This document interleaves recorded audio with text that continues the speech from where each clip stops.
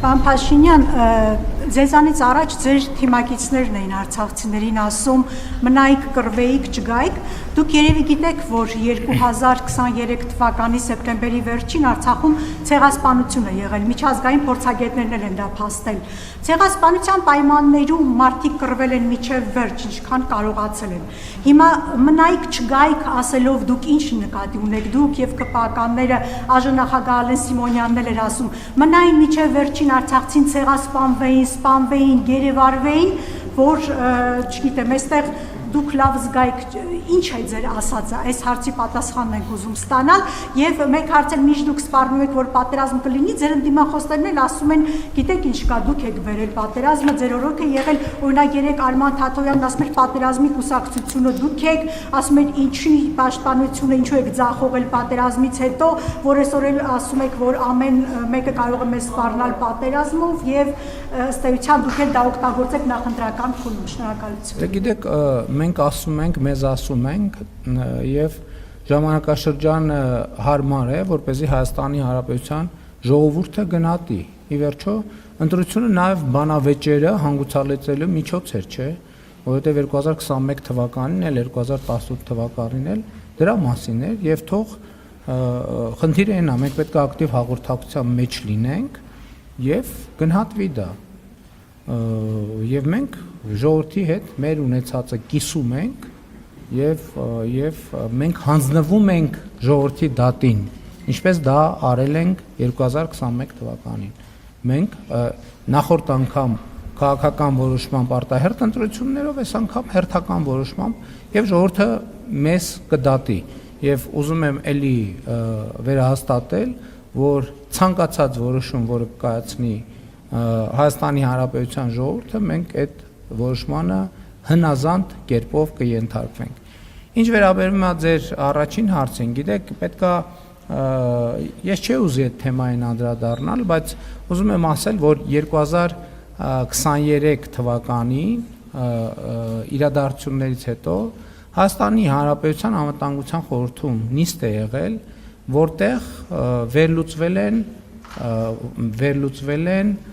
տեղի ունեցած մարտական գործողությունների արդյունքները եւ ես ուզում եմ շատ բան չկարողանալով բացել եւ ես ուզում եմ արձանագրել, որ այն պնդումները, չգիտեմ ոնց ասցիք, որ դրա մասին չի խոսքը, կռվելու եւ այլնի մասին պնդումները մեղմ ասած չեն համապատասխանում իրականությանը, որովհետեւ մեր հետախուզության եւ ոչ միայն հետախուզության ունեցած տվյալներով արկա զենք զինամթերքի ես տոկոսներ ասեմ, կարող եմ տոկոսային ճշգրտությամբ գնահատվել, բայց առյուծի բաժինը դա կարող է լինել 80%, դա կարող է լինել 90%, մնացել են ձեռք չտված, սենց ասել։ Դրանից առաջ մենք հնարավորություն էինք ստեղծել, որպեսզի տեղի ունենա քաղաքական գործընթաց եւ Ղարաբաղի իշխող շրջանակի որոշ ներկայացուցիչներ ոչ միայն խոչընդոտեցին, այլև իրականացրեցին իշխանափոխություն Ղարաբաղում եւ Հայաստանի ազգային ժողովում շնորհավորում էին իրար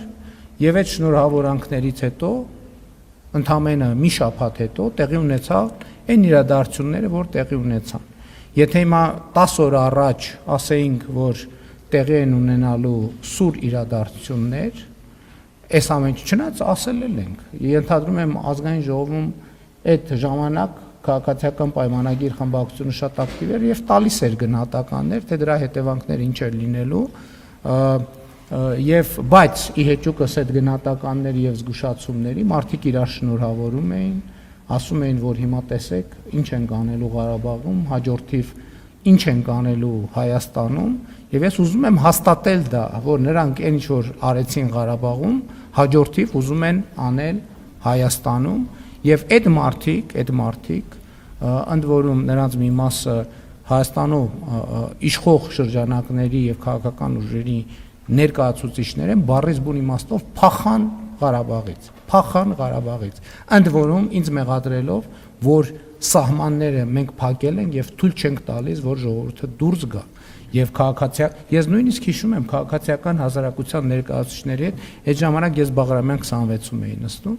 քաղաքացիական հասարակության ներկայացուցիչների հետ հանդիպում տեղ ունեցավ, որտեղ նրանք եկել էին եւ ինձնից պահանջում էին, որ ես սահմանը բացեմ։ Ես ասել եմ, որ սահմանը փակ չի բնականաբար, բայց նաեւ ուզում եմ ասել, որ Ղարաբաղի ներկայացուցիչներին ես այն ժամանակ զգուշացրել եմ, ասել եմ, եթե դուրս եկաք, իմացեք այլևս վերադարձի հնարավորություն չի լինելու։ Եվ ինչ վերաբերվում է ձեր գնահատականներին, գիտեք ինչ, մենք բավարար է արդեն մեր ժողովրդին սնենք նոր ցեղասպանությունների մասին տվյալներով։ Եվ ընդհանրապես այդ ցեղասպանությունների մրցավազքը պետքա դադարեցնել։ Ասենք, երբ որ մեր տարածաշրջանում բոլորը բոլորին մեղադրում են ցեղասպանությունների մեջ։ Եվ ելի եմ ասում, ցեղասպանությունների մասին խոսույթով մենք ստանում ենք կամ դժվար է ասել, որից հետո է եղել, ցեղասպանությունների մասին խոսույթով մենք ստանում ենք ցեղասպանությունների մասին խոսույթ, վերադարձի մասին խոսույթով մենք ստանում ենք վերադարձի մասին խոսույթ, եւ մենք ելի ասում եմ, այդ ամեն ինչը մի բանի մասին է։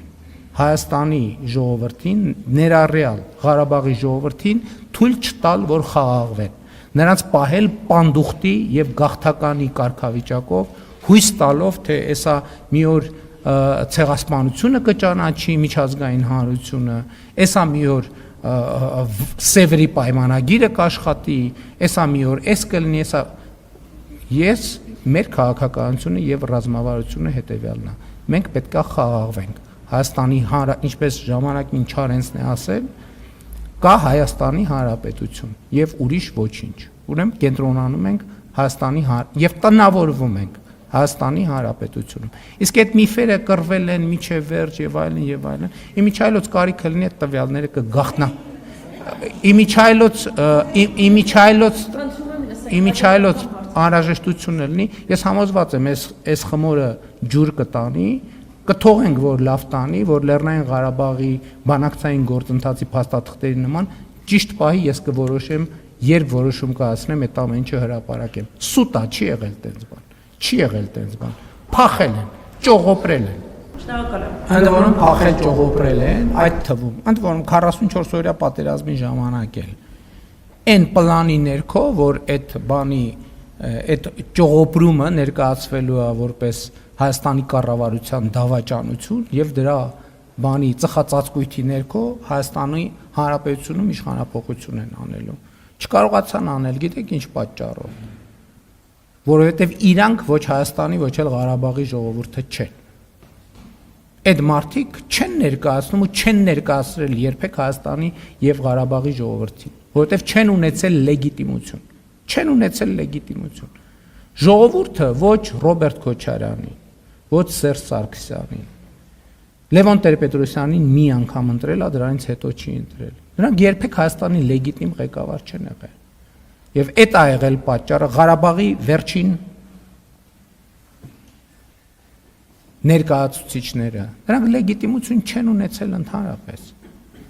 Նրանք ում ներկայացուցիչն են, ընդհանրապես ում են ներկայացրել, այդ հարցը պետքա պարզաբանվի եւ այս օրերին այդ հարցն է պարզաբանվում։ Լևոն Տեր-Պետրոսյան, Սերժ Սարգսյան, Ռոբերտ Քոչարյան եւ նրանց քաղաքական ուժերը ներկայացնում են ում ասես, բացի Հայաստանի ժողովրդից։ Նրանք Հայաստանի ժողովրդի հետ կապ չեն ունեցել երբեք։